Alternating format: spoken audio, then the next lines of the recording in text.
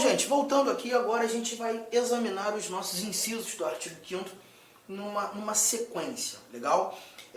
Vamos olhar para os vários dispositivos e vou começar pelo inciso 1º. Nós temos aqui o chamado princípio da igualdade, ou isonomia, trazendo para a gente que homens e mulheres são iguais em direitos e obrigações nos termos desta Constituição. E o ponto importante para tratar aqui do princípio da isonomia, ou princípio da igualdade, primeiro, princípio da igualdade,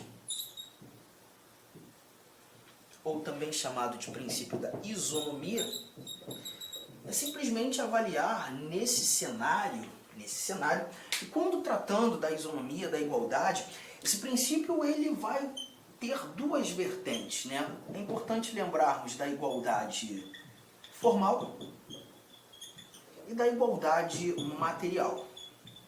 Também pode ser chamada de igualdade real, igualdade substancial.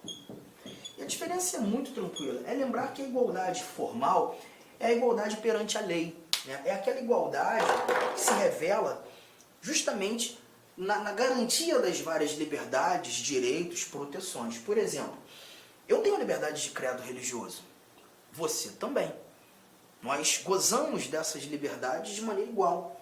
Eu não tenho mais liberdade de credo religioso do que você, ou você tem mais do que eu. Na realidade, nós temos essa liberdade garantida em lei para todos de forma igual. Essa é a chamada igualdade formal. A igualdade em sua melhor semântica. A igualdade que evidencia a efetiva simetria, a efetiva semelhança. Todavia, a igualdade material, ela já parte para um campo de subjetividade.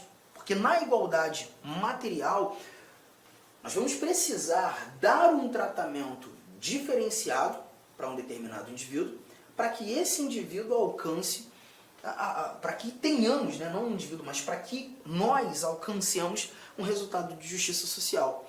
A ideia da igualdade material, ela exige um tratamento diferenciado para igualar. Isso é um tanto quanto estranho, né? Bom, é porque eu não sei se aí da tela você consegue ter noção que eu não sou uma pessoa provida de muita altura, né? Eu sou baixinho pra caramba. Fazer o quê? Eu tenho hoje, eu tenho ainda, assim dizer, 1,66, né? Porque a gente sabe muito bem que quando a idade vai avançando, hoje eu estou com 39 anos, a gente vai diminuindo um pouquinho de tamanho, né? Espero que isso não aconteça comigo, porque senão eu tô ferrado, né? Mas imagine você o seguinte, aquele muro, né, de 1,90 e provavelmente a gente tem alguém aí, né, que goza dessa altura, e aí tá lá aquele meu amigo de 1,90 olhando o que está acontecendo por trás do muro, e surpreso, e sabe, aquelas interjeições, caramba, que não sei o que lá no Rio de Janeiro a gente costuma falar o caraca, né? Caraca. Eu não sei como é que aqui no Mato Grosso esse caraca é utilizado, mas lá no Rio Grande do Sul eu estou muito por lá também, um local que eu gosto muito de trabalhar, né? Lá no Rio Grande do Sul eles falam bah, tem o mesmo valor semântico do nosso caraca. E aí se você está assistindo essa aula em casa agora, vai lá no Instagram, né? Procura o professor.arturdamasceno, prof.arturdamasceno, e me mostra, Arthur, estou vendo o teu vídeo aqui agora. E já que você não sabe como aqui no Mato Grosso a gente mostra essa interjeição de surpresa, né? É dessa maneira. Aí você me avisa, me fala que eu já vou guardar. Aí tá lá, olhando aqui, meu Deus, o que está acontecendo? E eu passo assim, eu falo, gente, rapaz, o que você está fazendo aí? O que está acontecendo? Aí ele vira para mim e fala assim, vem ver. Poxa, ele vai me atrapalhar a vida, né? Porque se o muro tem 1,90, como é que eu vou ver? Eu arrumo um jeito. Eu vou buscar algo que me garanta a mesma visão de mundo que ele tem. Então eu percebo que subindo em algo, eu vou ter a mesma visão de mundo. O resultado vai ser de igualdade. Mas para que esse resultado de igualdade fosse possível, eu precisei de um tratamento diferenciado. A brincadeira, né, é boa porque ela consegue refletir para a gente o que é a igualdade material, ou também chamada de real, substancial. A igualdade material ela não está no tratamento, muito pelo contrário. O tratamento precisa ser diferente para que consigamos ter um resultado de igualdade. E aí vem aquela célebre frase de Rui Barbosa, né? A lei precisa desigualar os desiguais na medida de suas desigualdades. Tratamento diferenciado para quem precisa ser tratado de maneira diferente. E a finalidade desse tratamento diferenciado é encontrarmos justiça social. A igualdade material, ela se refina nessa circunstância. Você tem aí, né, várias questões nesse sentido. O processo de cotas, inclusive para concurso público. Você tem eventuais bolsas do governo, que são ações afirmativas, como agora o Auxílio Brasil, né, o recente benefício.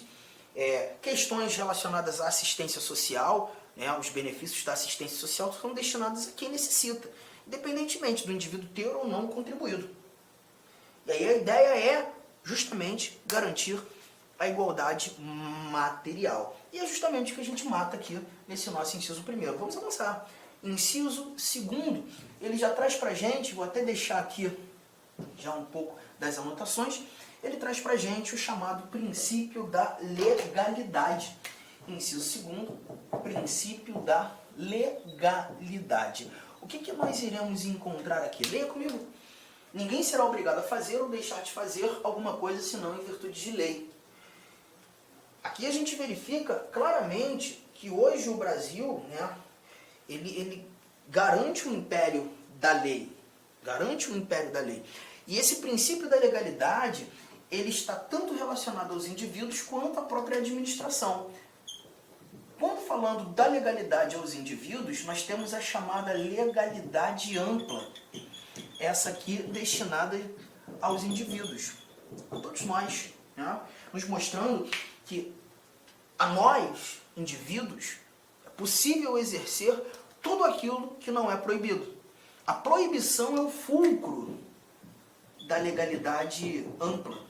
É o fulcro da legalidade ampla. Então, se não é proibido, é uma liberdade que eu tenho. Vou fazer. Se não é proibido, eu tenho a oportunidade de agir, de praticar, né? Todavia, esse mesmo princípio da legalidade, ele também gera os seus reflexos para a administração.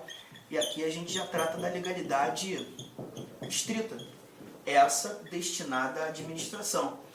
E a linha aqui já não é mais da proibição, mas sim da permissão.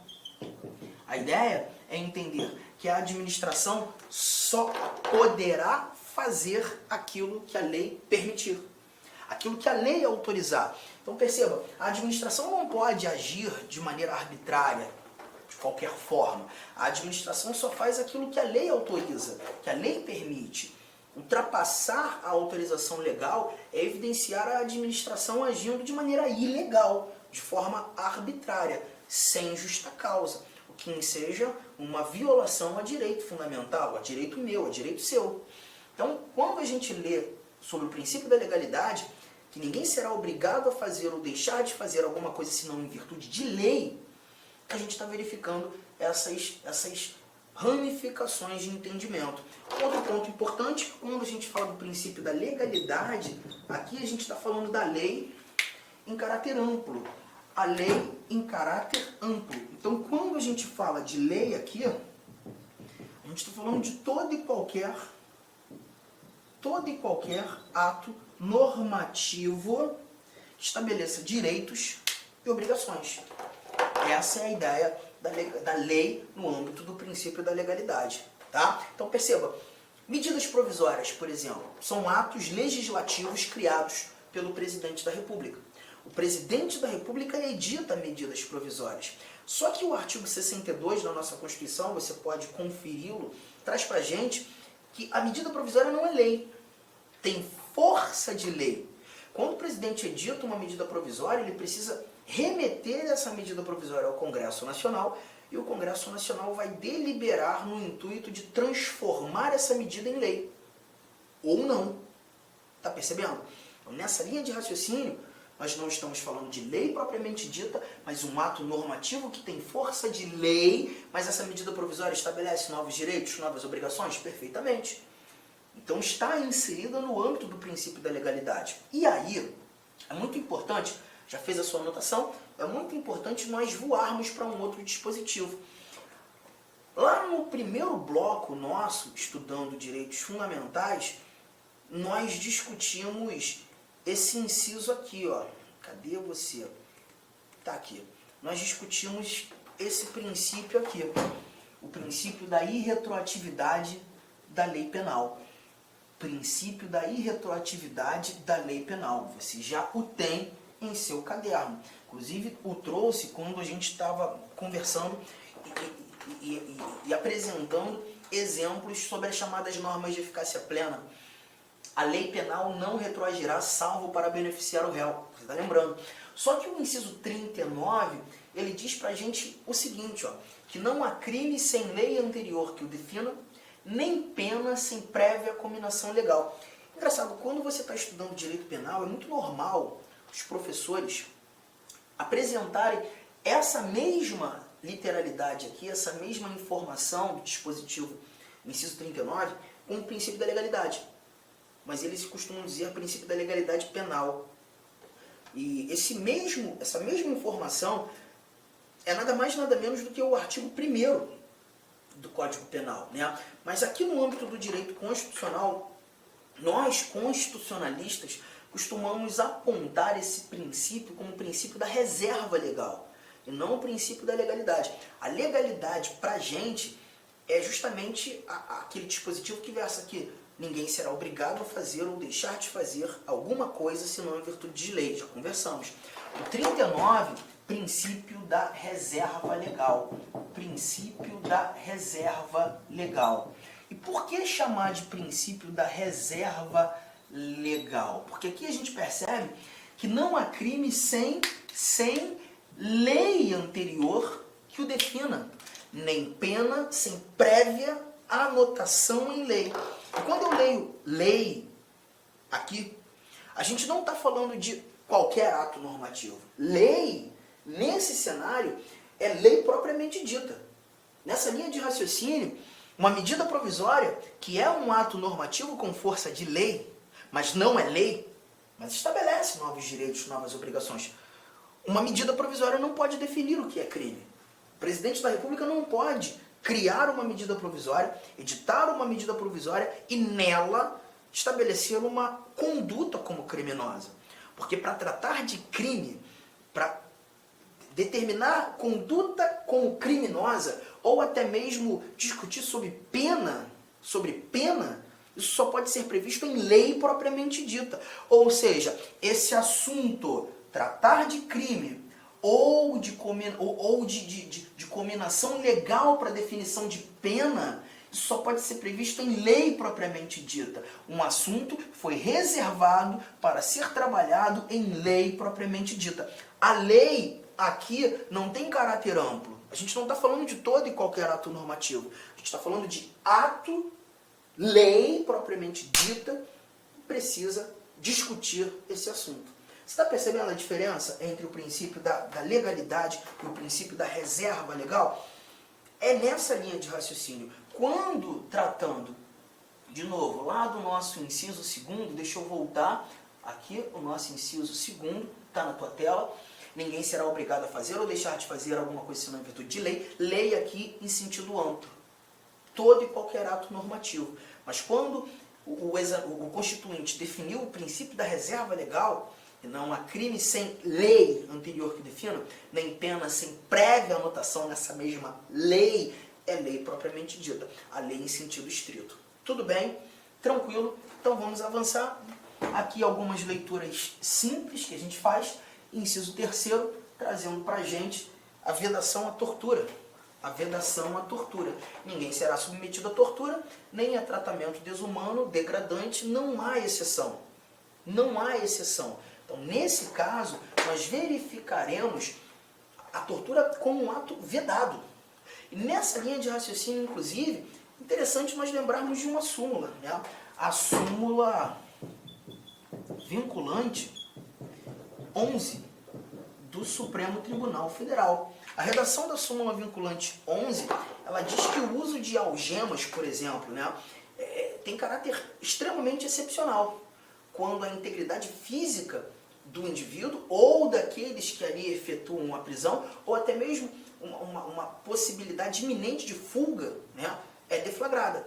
Aí a utilização de algemas, porque se porventura a utilização das algemas ocorrer de maneira arbitrária, sem nenhum tipo de justa causa, pelo simples fato de querer algemar, isso a gente deve entender como um tratamento degradante, tratamento desumano, até mesmo a ideia de tortura. Com licença, meu amigo, minha amiga, eu sou o professor Lac. Inicialmente quero pedir desculpas por ter interrompido os seus estudos, mas essa aula é uma aula demonstrativa aqui do site Lac Concurso. Quero dizer para você o seguinte, que você pode assistir o restante dessa videoaula, você pode ter o material de apoio dessa videoaula e muito mais no nosso curso completaço pré-edital para o INSS. Valor do curso? O valor do curso custa 10 parcelas de R$ 45.